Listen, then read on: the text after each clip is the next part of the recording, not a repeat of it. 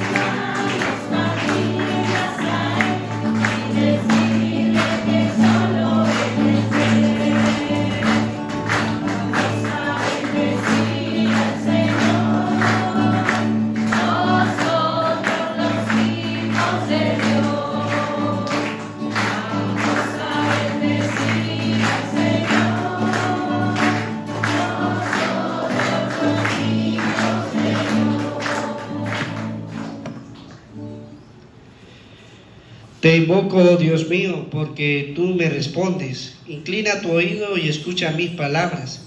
Cuídame, Señor, como la niña de tus ojos, y cúbreme bajo la sombra de tus alas.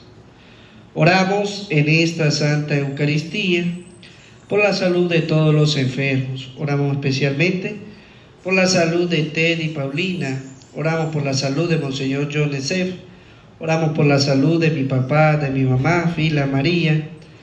Oramos también en acción de gracias a Dios por el cumpleaños de Darismar Hoyo y Juana Rodríguez. Oramos también por cada uno de ustedes y por sus intenciones.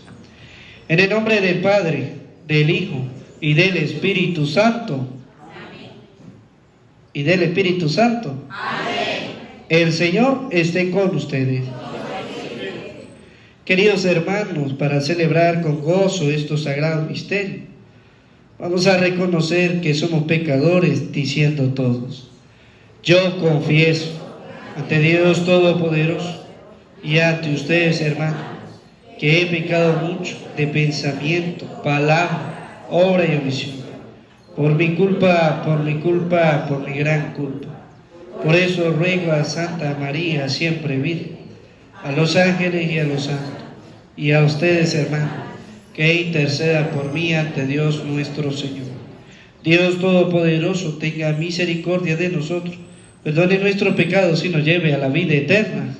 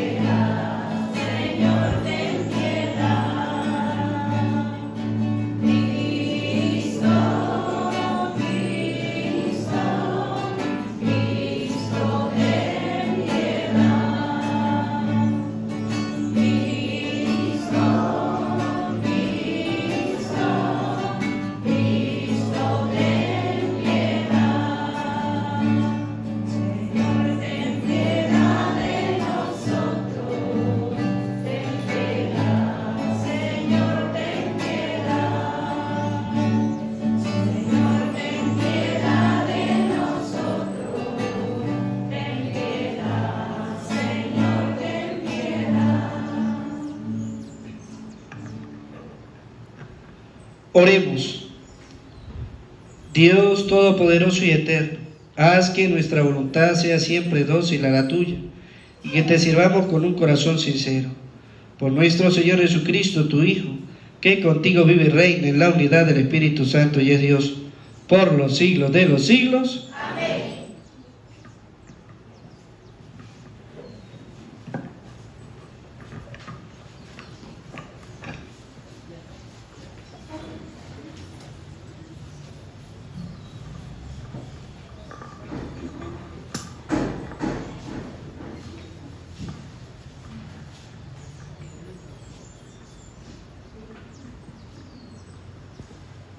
De la carta del apóstol San Pablo a los Efesios.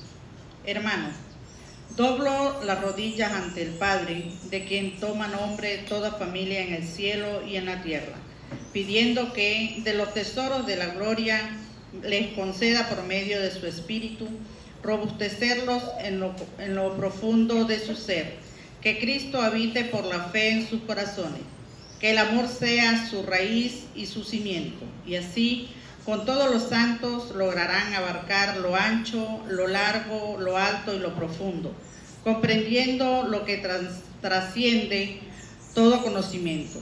El amor cristiano así llegará a su plenitud, según la plenitud total de Dios, a aquel que puede hacer mucho más sin compasión de lo que pedimos o pensamos, con ese poder que actúa entre nosotros.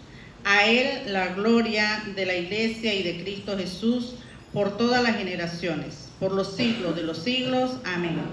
Palabra de Dios.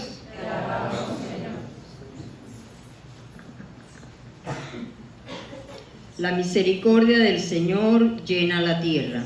La misericordia del Señor llena la tierra. Aclamen justos al Señor, que merece la alabanza de los buenos. Den gracias al Señor con la cítara. Toquen en su honor el arpa de 10 cuerdas. La misericordia del Señor llena la tierra. Que la palabra del Señor es sincera y todas sus acciones son leales. Él ama la justicia y el derecho, y su misericordia llena la tierra. La misericordia del Señor llena la tierra. Pero el plan del Señor subsiste por siempre, los proyectos de su corazón de edad en edad. Dichosa la nación cuyo Dios es el Señor, el pueblo que Él se escogió como heredad. La misericordia del Señor llena la tierra. Los ojos del Señor están puestos en sus fieles, en los que esperan en su misericordia, para liberar sus vidas de la muerte y reanimarlos en tiempo de hambre. La misericordia del Señor llena la tierra.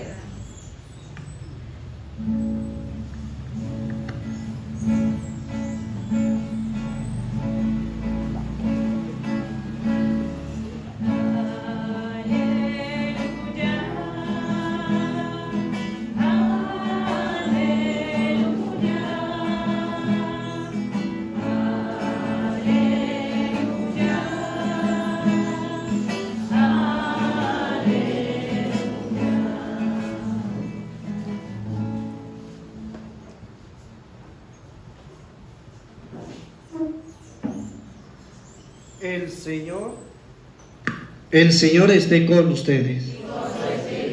Lectura del Santo Evangelio según San Lucas.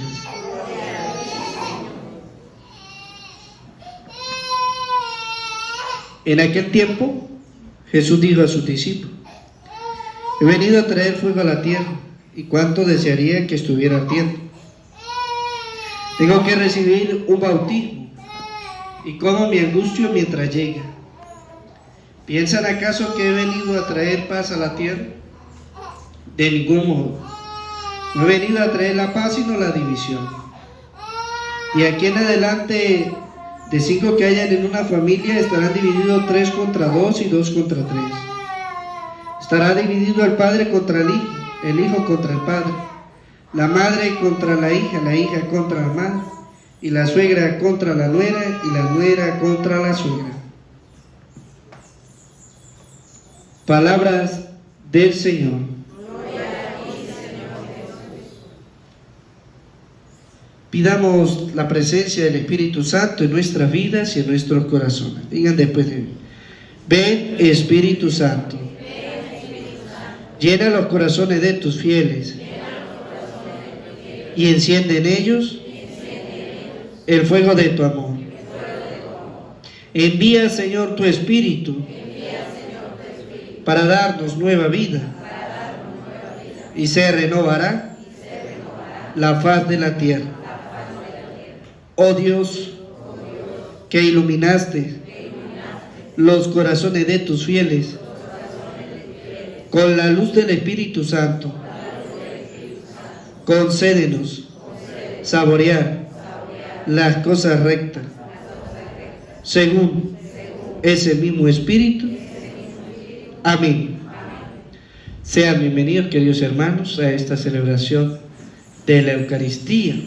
Hoy la palabra de Dios es un poquito fuerte, porque Jesús nos habla de división. Nosotros no estamos acostumbrados a escuchar esa palabra de división, pero eso que Jesús nos dice allí es la expresión del amor que nosotros tenemos que tener. Recordemos nosotros que Jesús es del pueblo de Israel y estos judíos son personas radicales. Lo que ellos creen es eso y allí no entra otra cosa. Por lo tanto, Jesús es convencido de las cosas del Padre. Él está convencido de ello, por lo tanto, no duda. Y por eso nos muestra a nosotros todas estas cosas. Nos habla de división, nos habla de traer fuego. Imagínese usted, le dice a los discípulos: he venido a traer fuego a la tierra, y cuánto desearía que estuviera ardiendo.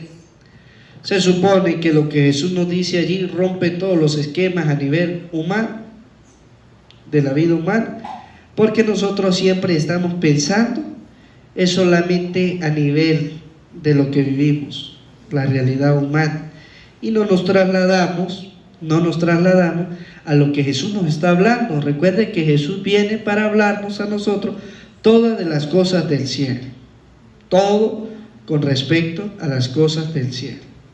Cuando Él nos habla a nosotros, he venido a traer fuego a la tierra, ¿en qué pensamos nosotros? ¿En qué piensan ustedes? ¿En que va a llover? Que va a llover candela, ¿verdad? En eso estamos pensando nosotros y eso es lo que primero que se nos viene a la mente.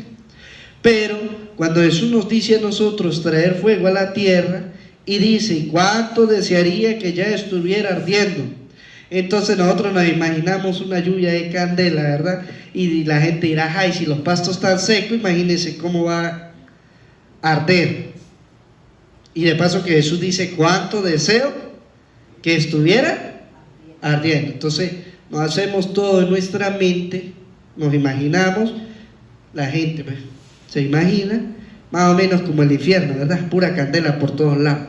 Pero el fuego que nos habla Jesús no se refiere a lo que nosotros conocemos, ¿verdad? El fuego que nos habla Jesús es el Espíritu Santo. Y por eso es que nosotros muchas veces no comprendemos la palabra de Dios, porque cuando Jesús nos habla de fuego, nosotros una vez pensamos en la vela, ¿verdad? En el yesquero, en el fósforo, allá, en la cocina, en el fogón de leña. Y entonces por eso viene a nuestra mente todo eso de que llueva candela y todas esas cosas que se nos vienen a la imaginación. Pero Jesús nos habla a nosotros del Espíritu Santo. Por eso va a decir Jesús, para que por más que escuchen, no entiendan. Y estas son las alturas que seguimos escuchando y todavía no entendemos. Pero gracias a Dios usted tiene un padre, ¿verdad?, que le explica por lo menos y les dice lo que tienen que escuchar. Y por eso Jesús dice, mire, tengo que recibir un bautismo. ¿Qué recibimos nosotros en el bautismo? El Espíritu Santo. ¿Vio? A eso es que se refiere Jesús cuando dice: mire, cuánto he deseado que ya estuviera ardiendo la tierra, no en candela así como la imaginamos nosotros, ¿no? Sino en que todos los cristianos reciban el Espíritu Santo por medio del bautismo. Mire, ¿cuántos niños no hay que todavía no están bautizados? Tienen 12, 13, 14, 15 años. Y el Señor quiere traer ese fuego a la tierra, quiere que ese espíritu baje, y Él desea que todos estuvieran llenos de ese espíritu. Pero hay papás sinvergüenzas, hay mamás sinvergüenzas, hay abuelos, abuelas, tíos sinvergüenzas, que no bautizan a los hijos, que dicen: mire, vamos a esperar que venga el padrino que vive en Caracas. Bueno, ya hoy día no vive en Caracas, ya hoy día vive en Chile, vive en Perú, vive en Ecuador, vive en Estados Unidos, vive en México, vive en España, en Australia. No, es que estamos esperando que el padrino venga de Australia para bautizar. Y eso se llama sinvergüenzura, porque el padrino está dedicado en las cosas de él, y él no va a perder tiempo a venir para Venezuela, trae que como estamos, ¿verdad? A llevarte el bulto también, por un bautizo. Él dice, no, es que no, yo no, ahorita no tengo tiempo. Espérese, mire, espere que haga plata y entonces ahí sí voy. Y resulta ser de que le pasan 5, 6, 7 años y el pobre muchacho que no tiene la culpa de cómo son sus padres de mediocres, se queda sin bautizo.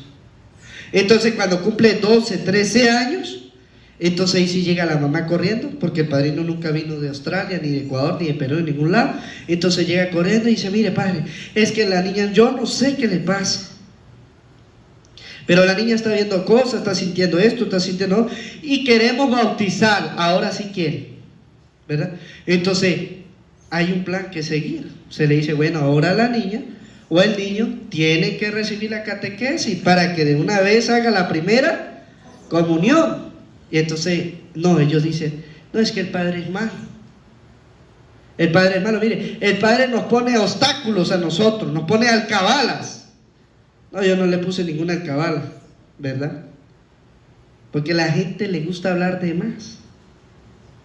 Usted duró 12 años para bautizar a su hijo, ahí no hubo ninguna alcabala. Y usted fue el que le puso la alcabala a su hijo, buscándole un padrino que vive en no sé dónde. Usted fue el que se la puso a su hijo. Y entonces después viene asustado corriendo a la iglesia, creyendo que recibir el bautismo es como recibir cualquier cosa.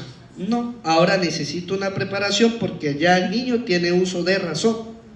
Y necesita conocer ¿a quién?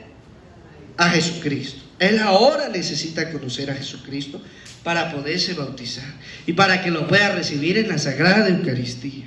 Entonces el papá y la mamá es la que le ponen alcabalas a sus hijos y después salen diciendo, no, es que el padre no me la quiere bautizar. Mire, yo he insistido por ahí a la gente, en los niños que yo sé, yo les digo, mire, ya lo bautizaron. No, es que estamos esperando, es que es lo que yo le estoy diciendo, es que estamos esperando al padrino que viene de no sé dónde.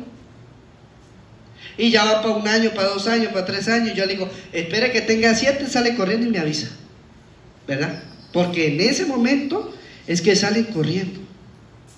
Y entonces después dicen que el padre es malo. El padre es malo porque no me quiso bautizar el muchacho. No, el malo es usted, que muchas veces en vez de hacer las cosas bien y cumplir la palabra del Señor, no, usted no lo hace.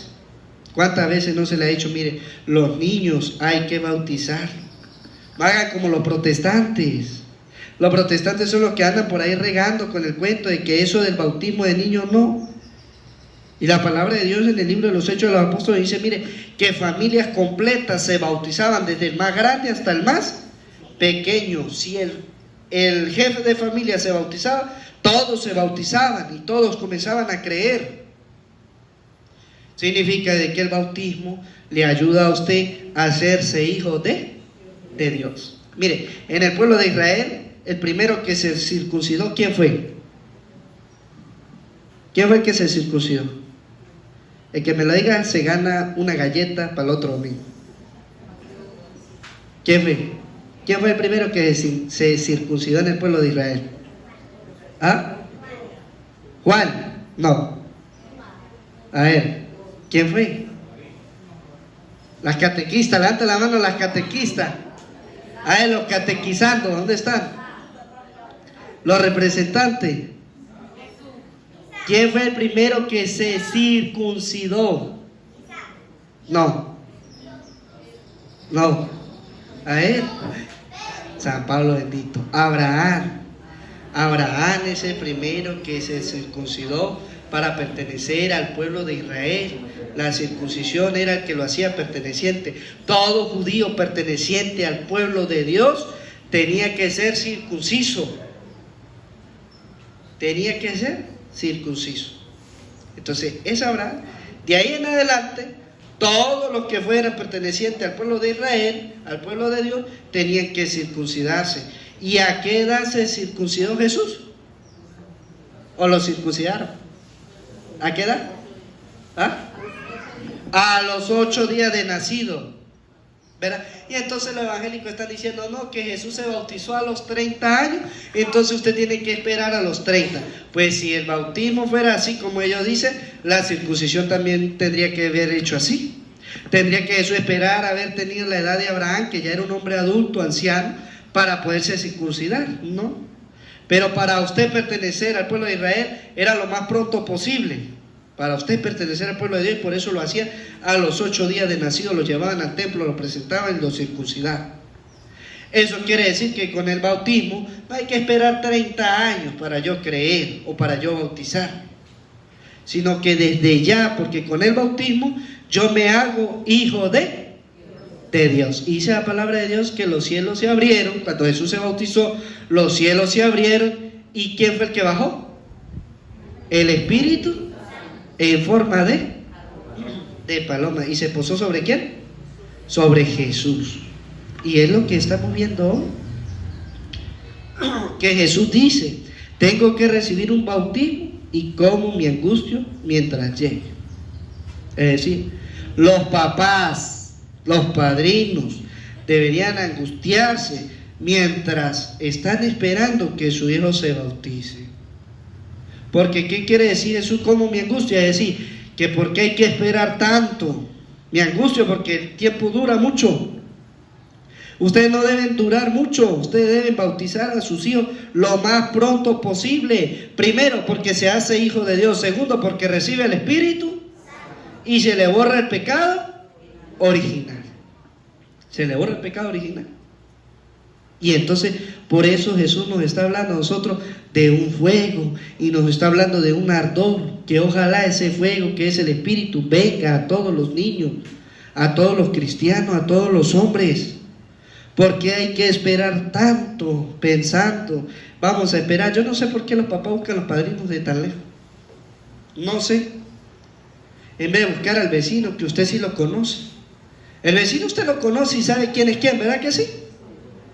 Ese que de repente, mire, usted suelta al muchacho para el liceo y usted está ocupado en la casa y el padrino le echa ojo porque sabe que es el ahijado, ¿verdad? Y después le echa el cuento. Y le dice: mire, yo vi al ahijado metido en tal parte. Ese no estaba en clase. Y ahí el muchacho coge el hilo, ¿verdad que sí? Porque cuando llegue y le peguen, se va a hacer la pregunta: ¿y cómo mi mamá o mi papá sabía que yo estaba allá? ¿Verdad? Se lo digo porque a mí me pasó una vez. Uno se hace la pregunta: ¿cómo sabe? Pues ya uno cuando está grande uno se entera de las cosas y sabe cómo funciona todo, ¿verdad? Que los padrinos lo están viendo a uno. La mamá, pero uno dice: eso mamá está ya enterrada en la cocina. Papá está enterrado en el trabajo. Aquí el que manda soy yo, a hacer lo que yo quiera. Pero resulta que uno tiene los padrinos por ahí, ¿verdad? Y entonces le andan echando el ojo al hijado. Y después llega y le echan en cuenta a la mamá, a la comadre, ¿verdad? Por eso le llaman comadre, ¿verdad que sí? Porque se echan cuentos y hablan y de todo. Y entre esos cae el muchacho y dice: ay, mire, el muchacho está en tal parte haciendo tal cosa, mire, se no estaba estudiando, él no está. Y entonces dice: con razón, me pidió permiso para esto y anda en aquello. Eso lo arreglamos cuando llegue. Ven, en aquel tiempo nos arreglaban así, ¿verdad? No sé en este tiempo cómo arreglan a los muchachos, pero en aquel tiempo no le decían nada. Ya uno sabía por qué le pegaban. Ya uno sabía por qué era la correa. Cuando usted sentía el leñazo en las costillas, ni para qué preguntar, porque ya uno sabía que había falta. Pero hoy la palabra de Dios nos dice a nosotros que el bautismo nos ayuda a ser esos hijos. Hijos buenos, hijos correctos. Entonces por eso es que usted tiene que buscar los padrinos cerca, que puedan educar a los hijos en la fe.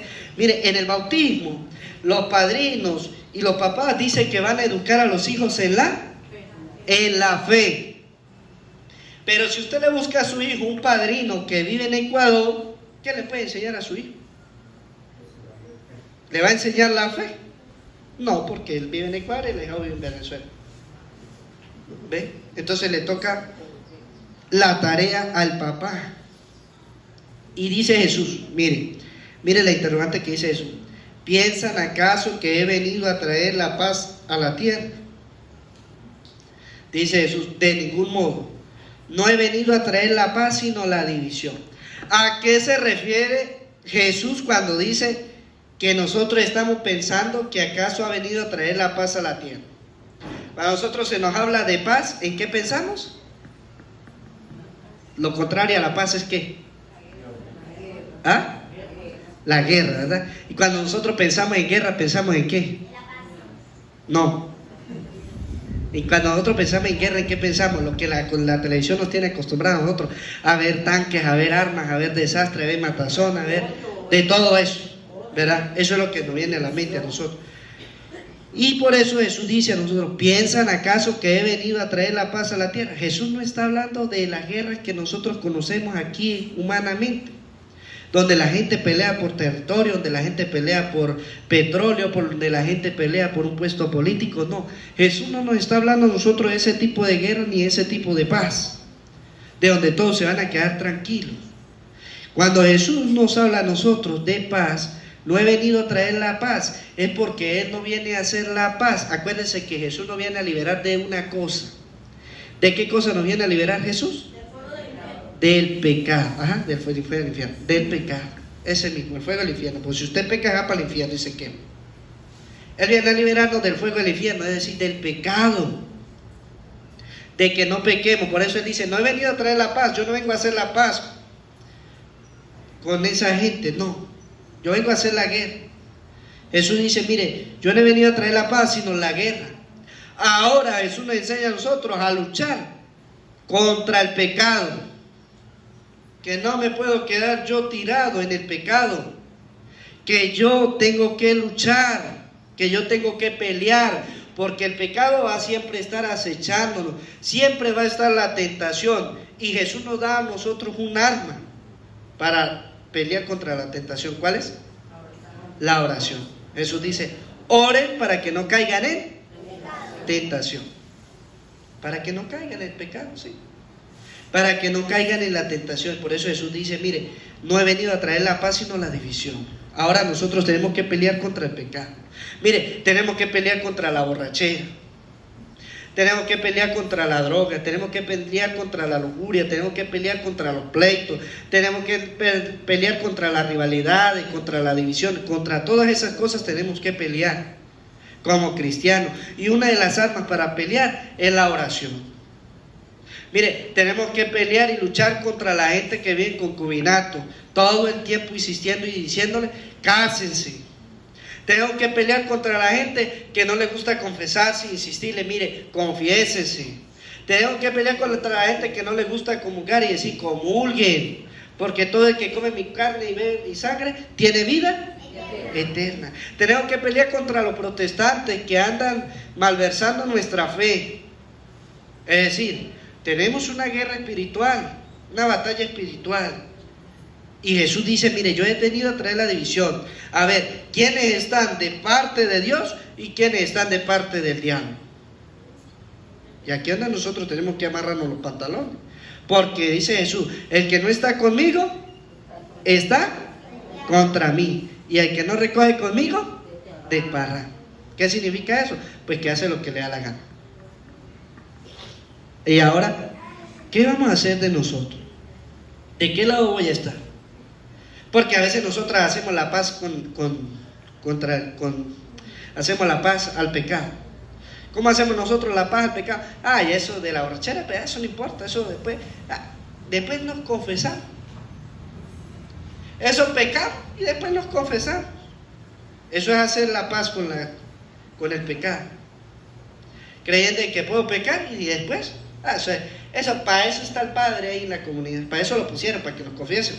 Nosotros pecamos y Él nos confiesa. Y volvemos a pecar y Él nos vuelve a confesar. Y volvemos a pecar. No, dice la palabra de Dios. Aquí vamos a ver quiénes están. Dice Jesús, de 5 que haya en una familia, estarán divididos 3 contra 2 y 2 contra 3. No se sabe cuáles contra cuáles. En la familia no se sabe, ¿verdad? Porque en la familia está el papá que es borracho, que le gusta el miche. A la gente le gusta el miche, ¿verdad? Y le gusta echarse los palos. Y entonces cuando en la iglesia se le dice que tomar miche es malo, entonces a los papás no les gusta, ¿verdad? No les gusta. Dicen, el padre en vez de hablar de otra cosa, ¿por qué habla en contra de eso? Porque eso está mal. Vender licor está mal, porque incita a sus hermanos a que caigan en el pecado de la borrachera y usted se hace cómplice. Eso significa que porque usted no sea borracho, pero si usted vende miche, si usted vende licor, pues usted también se va a ir para el infierno por cómplice, porque usted está incitando a los demás a que caigan en la borrachera.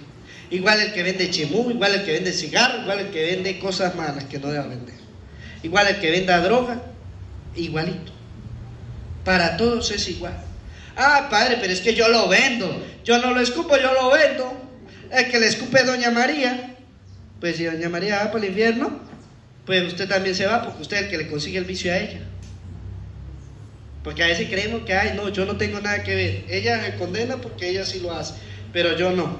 No es que usted es el que le trae el vicio a él, porque si no hubiera nadie quien lo trajera, pues no hubieran borrachos. Pero como hay alguien que lo traiga, pues ese también va a chupar también. Entonces, así es lo que dice el Señor. Se van a dividir 3 contra 2 y 2 contra 3. El que caiga en el pecado se va a dividir contra el que no caiga. Y esa es la batalla que nosotros tenemos que pelear. Mire, y aquí dice la palabra, sigue diciendo: estará dividido el padre contra el hijo contra el padre, ¿verdad? ¿Cómo se puede decir estas cosas? Mire, el papá que le dice al hijo, ay, vaya usted para la catequesis, eso yo no tengo nada que ver con lo de la catequesis, eso es usted el que va a hacer la primera comunión, no yo, a mí déjeme tranquilo. Ya hay división allí. El papá porque no le gusta la cosa de Dios y el hijo porque está cumpliendo las cosas de Dios. Y el papá, que es cabeza de la familia, en vez de dar testimonio de las cosas de Dios, es el primero que está contra su hijo.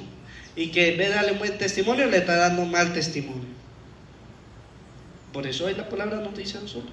Mire, la hija contra la madre y la madre contra la hija. La mamá que lucha porque su hija vaya a la iglesia y la hija que lucha porque su mamá no la moleste, ¿verdad? Porque la deje durmiendo hasta las 11. Y eso que la misa es a las 11. Usted quiere dormir más. Es así. Hoy la palabra de Dios nos dice a nosotros, mire, es una lucha. La madre puede ser la hija, puede ser el hijo, puede ser hasta incluso el mismo esposo. La esposa que lucha contra su esposo para que se convierta ese esposo en un buen cristiano. Porque le gusta el miche, le gusta la parranda, le gusta las cosas del mundo. Y cómo le cuestan las cosas de Dios. Y esa pobre esposa rezando todos los días para que ese esposo cambie de actitud, cambie de pensar y se aparte de las cosas malas y busque las cosas de Dios. Y entonces viven en una guerra porque dice, es que nos paramos peleando porque yo quiero que usted vaya a misa y el esposo que no quiere ir a misa. O puede ser viceversa también. El esposo que quiere que su esposa vaya a la misa y ella que quiere quedarse durmiendo hasta la 1 de la tarde. Eso pasa también. Hay de todos lados, de aquí para allá y de allá para acá. De igual los hijos con los padres con los hijos, dice Jesús. Aquí la lucha es todo contra todo. La suegra contra la nuera y la nuera contra la suegra. Esto no es algo nuevo, ¿verdad? Esto es desde Jesucristo, dice. La suegra siempre luchando contra la nuera, porque dice esa mujercita que usted tiene, mi hijo, eso no sirve para nada. Y la nuera que dice, ay, que la mamá suya sí es metidita. Y es una lucha espiritual que nosotros tenemos. Y el Señor hoy nos lo está diciendo. Tenemos que aprender a vivir según el Espíritu Santo. Y es que es apartar las cosas de un lado. ¿De qué lado estamos nosotros? ¿Estamos de parte de Dios o estamos de parte del diablo? Porque dice el Señor, aquí vamos a estar divididos. En esta guerra vamos a estar divididos. Los que van a luchar contra el pecado y los que se van a quedar a favor del pecado.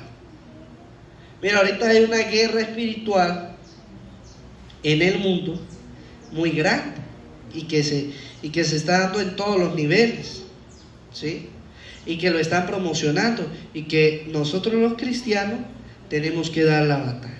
¿Cuál es esa? Mire, hay dos. Primera es el aborto. Ellos están promocionando el aborto. Segundo, están promocionando la eutanasia. Y que la otra lo decíamos, los padres matan a sus hijos y la otra es que los hijos matan a los padres, ¿verdad? Eso lo pintan con una llamada piedad. Ay, no, es que ya, ¿para qué? ¿No? Y entonces aplicamos estas dos cosas. Y los cristianos tienen que rezar mucho, y por eso le digo, es una batalla espiritual, porque hay que rezar mucho, porque los países y los gobernantes están luchando por meter todas esas como leyes, de aprobar que el asesinato sea algo normal, porque abortar es un pecado grave. Está en los mandamientos de la ley de Dios. Quinto mandamiento de la ley de Dios: no matarás. No matarás. Y abortar es matar. Y aplicarle la eutanasia a un anciano, eso también es matar. Y la gente lo está viendo como algo normal. Y la pregunta es si nosotros estamos luchando en contra de eso, si estamos rezando y si le estamos enseñando a los más pequeños, cuidado con cometer ese pecado. Eso mire, dígaselo a los chinos de catequesis, porque eso ya ven teléfono y ven de todo, y eso por teléfono ven cuántas cosas aparecen, y ahí promocionan aborto, ahí promocionan eutanasia, y promocionan todo lo que sea del pecado. Pero los cristianos no estamos haciendo nada en contra de eso, no estamos haciendo nada. Nos quedamos así con las manos hacia arriba y mirando apenas lo que pasa en el mundo. Y hay que educar a los hijos, hay que educarlos y decirle: mira, hay cosas que usted no puede vivir hasta cierto tiempo, hay cosas que usted no debe hacer. Un hijo es una bendición que Dios le da, porque hay muchas mujeres que son estériles, que desean tener un hijo y no lo pueden tener porque Dios no se lo permite. Entonces, cuidado con esos pecados. Y por eso el Señor nos dice: mire, hay una guerra y hay una división, y que el mundo se está cada día apoderando. ¿Por qué? Porque los cristianos no están rezando. Mire, es muy poco el cristiano que está rezando, es muy poco. La inmensa minoría es la que está rezando, se quedan solo con la oración, y el resto no estamos orando. ¿Por qué? Porque, ay, padre, es que la oración, usted sabe, a mí me da sueño cada vez que empiezan a rezar, pues yo abostezo y me da sueño. Entonces, por eso yo evito rezar. Evito rezar. Hay otro que dice: ay, mire, si usted quiere quedar dormido rápido, ¿vio que sí? Dice: ay, si usted quiere quedar, rece para que usted vea cómo hay que quedar dormido rápido. Es que nosotros no rezamos para quedarnos dormidos. ¿Quién le dijo a usted esa mentira? Nosotros rezamos es para no caer en la tentación. Y por eso debemos rezar cada día, porque tenemos que ser parte del lado del Señor. Mire, la guerra es a nivel espiritual. Unos que abandonan la iglesia y se van, dejan todo botado, no les importa nada, porque se dejan vencer por el orgullo, por la soberbia. Y todo eso es parte de la guerra que dice el Señor. Entonces, ¿a favor de quién estamos? ¿En contra de quién estamos? Y debemos ponernos serios, porque el Señor nos dice: mire, yo quiero que el Espíritu Santo venga sobre todo, pero tenemos una guerra, y en esa guerra hay que luchar, no con armas, no con espada, ¿verdad? Porque nosotros nos acostumbran en la televisión: ay, vamos a ver una película de guerra, de espadas y de armas y de tanques y de cuestiones nucleares y de luchas y de golpes. Esta guerra la tenemos que pelear es con la oración. Mire, a sentar rodillas en la tierra. A la gente que no le gusta arrodillarse, ¿verdad? Que cuando elevamos el cuerpo de Cristo se quedan de pie. Si usted sufre de la rodilla porque tiene un platino, porque se la partió esto, está bien. Pero si usted sabe que no sufre de nada, ¿qué le cuesta arrodillarse? ¿Qué le cuesta? Arrodíllese. Porque esta pelea la ganamos con las rodillas en la tierra.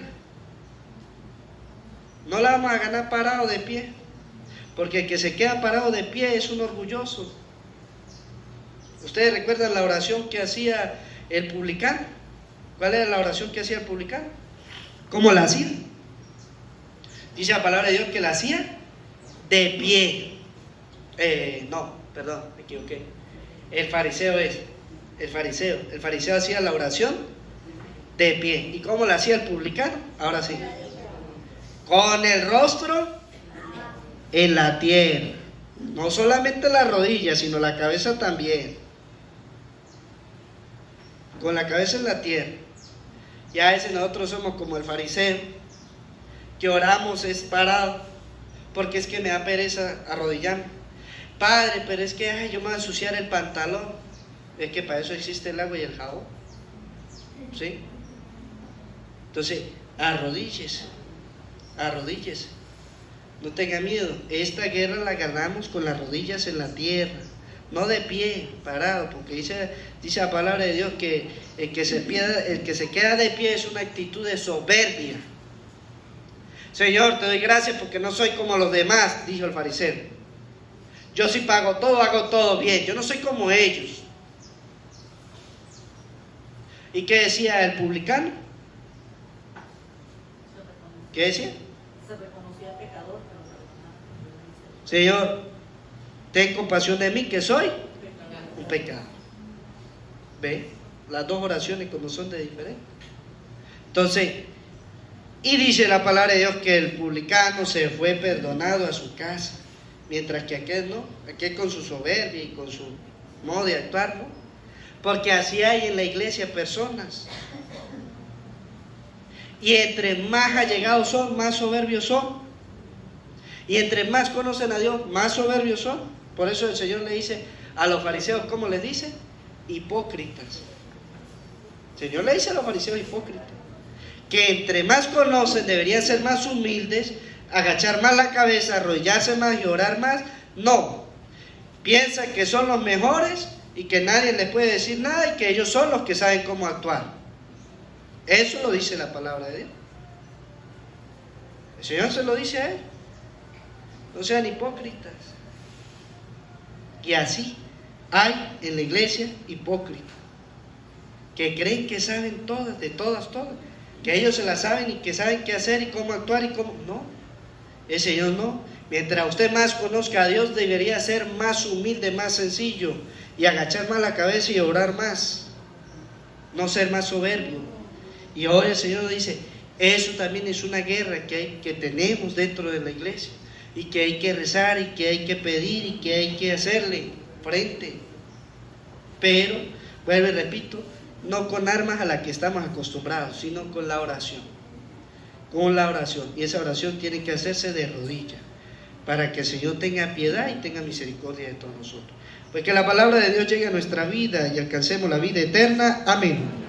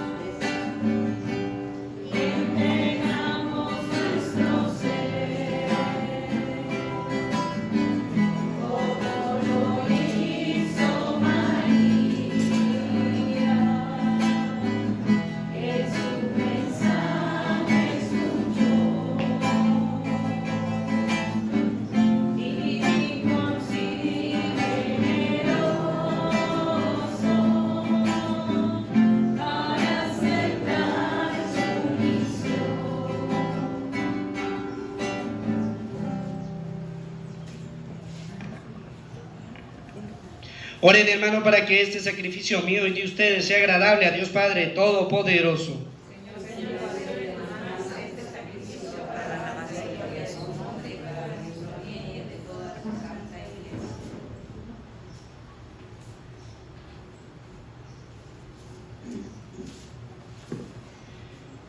Concédenos, Señor, el don de poderte servir con libertad de espíritu, para que por la acción purificadora de tu gracia Los mismos misterios que celebramos nos limpien de toda culpa. Por Jesucristo nuestro Señor. Amén. El Señor esté con ustedes. Levantemos el corazón. Demos gracias al Señor nuestro Dios. En verdad es justo y necesario, y nuestro deber y salvación, darte gracias, Padre Santo, siempre y en todo lugar, por Jesucristo tu Hijo amado. Por Él, que es tu palabra, hiciste todas las cosas.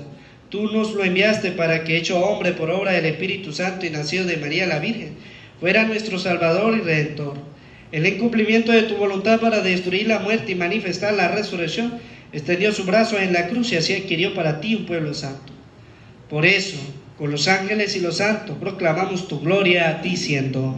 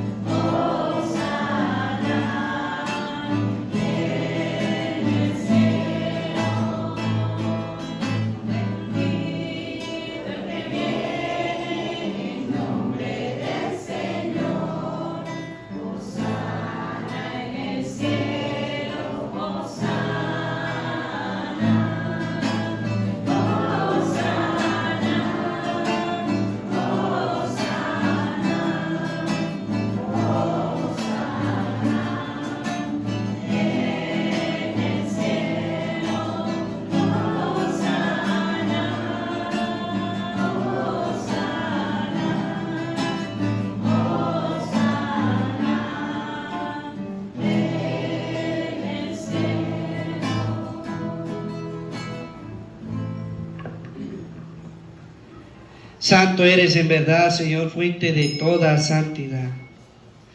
Por eso te pedimos que santifiques estos dones con la efusión de tu Espíritu, de manera que sean para nosotros cuerpo y sangre de Jesucristo nuestro Señor, el cual, cuando iba a ser entregado a su pasión voluntariamente aceptada, tomó pan, dándote gracias, lo partió y lo dio a sus discípulos, diciendo: tomen y coman todo de él, porque esto es mi cuerpo que será entregado por ustedes.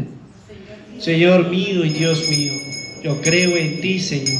Aumenta nuestra fe. Sánanos, Señor, llénanos de ti, Señor Jesús.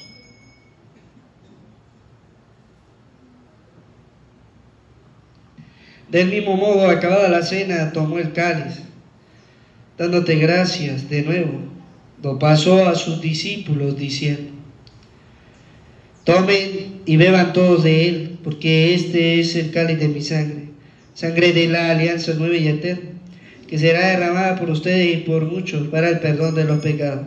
Hagan esto en conmemoración mía. Señor mío y Dios mío, yo creo en ti, Señor. Aumenta nuestra fe.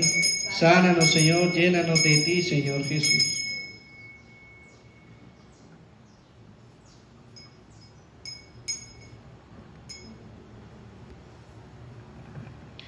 Este es el sacramento de nuestra fe.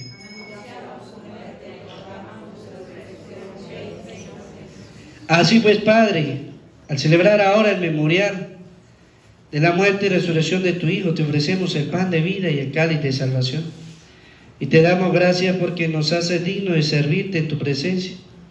Te pedimos humildemente que el Espíritu Santo congregue en la unidad a cuantos participamos del cuerpo y sangre de Cristo. Acuérdate, Señor, de tu iglesia extendida por toda la tierra, con el Papa Francisco, con nuestro obispo Jesús, y todos los pastores que cuidan de tu pueblo, llévala a su perfección por la caridad. Acuérdate también de nuestros hermanos que se durmieron en la esperanza de la resurrección y de todos los que han muerto en tu misericordia. Admítelos a contemplar la luz de tu rostro. Ten misericordia de todos nosotros, y así, con María la Virgen Madre de Dios, su esposo San José, los apóstoles, y cuantos vivieron en tu amistad a través de los tiempos, merezcamos por tu Hijo Jesucristo compartir la vida eterna y cantar tus alabanzas. Por Cristo, con Él y en Él, a ti Dios Padre Omnipotente, en la unidad del Espíritu Santo, todo honor y toda gloria, por los siglos de los siglos. Amén. El amor de Dios ha sido derramado en nuestros corazones con el Espíritu Santo que se nos ha dado. Digamos juntos con fe y esperanza. Padre nuestro, que estás en el cielo, santificado sea tu nombre. Venga a nosotros tu reino. Hágase tu voluntad en la tierra como en el cielo. Danos hoy nuestro pan de cada día. Perdona nuestras ofensas, como también nosotros perdonamos a los que nos ofenden. No nos dejes caer en tentación y líbranos del mal. Líbranos de todos los males, Señor, y concédenos la paz en nuestros días, para que, ayudados por tu misericordia, vivamos siempre libres de pecado y protegidos de toda perturbación, mientras esperamos la gloriosa venida de nuestro Salvador Jesucristo. Señor Jesucristo, que dijiste a tus apóstoles, la paz les dejo, mi paz les doy, no tengas en cuenta nuestros pecados, sino mira la fe de tu iglesia, y conforme a tu palabra concédele la paz y la unidad. Tú que vives y reinas por los siglos de los siglos, amén. La paz del Señor esté siempre con ustedes. Como hijos de Dios nos damos la paz.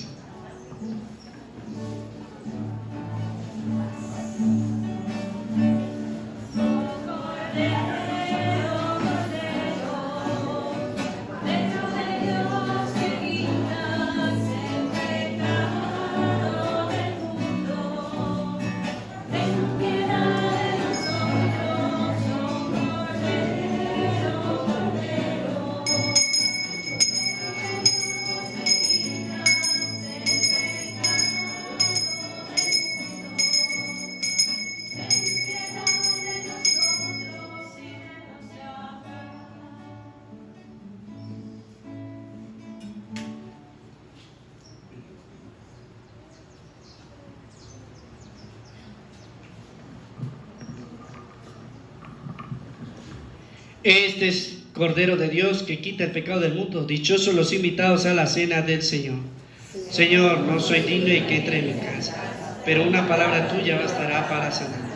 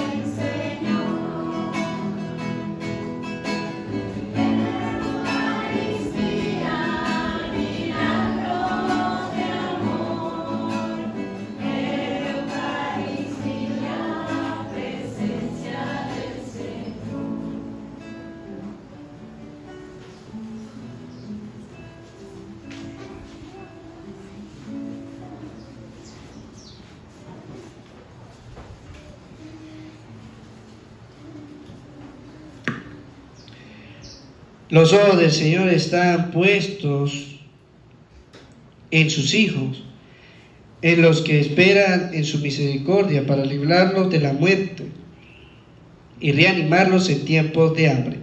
Oremos. Te rogamos, Señor, que la frecuente recepción de estos dones celestiales produzcan fruto en nosotros y nos ayude a aprovechar los bienes temporales y alcanzar con sabiduría los eternos. Por Jesucristo nuestro Señor. Amén. El Señor esté con ustedes. Y la bendición de Dios Todopoderoso, Padre, Hijo y Espíritu Santo, descienda sobre ustedes, su trabajo, su familia, así les acompañe siempre. Amén. A María, nuestra Madre del Cielo, le decimos todos: Dios te salve María, llena eres de gracia, el Señor está contigo. Bendita tú eres entre todas las mujeres, y bendito es el fruto de tu vientre Jesús. Santa María, Madre de Dios, ruega por nosotros pecadores, ahora y en la hora de nuestra muerte. Amén. Que la alegría del Señor sea nuestra fuerza, podemos continuar en paz.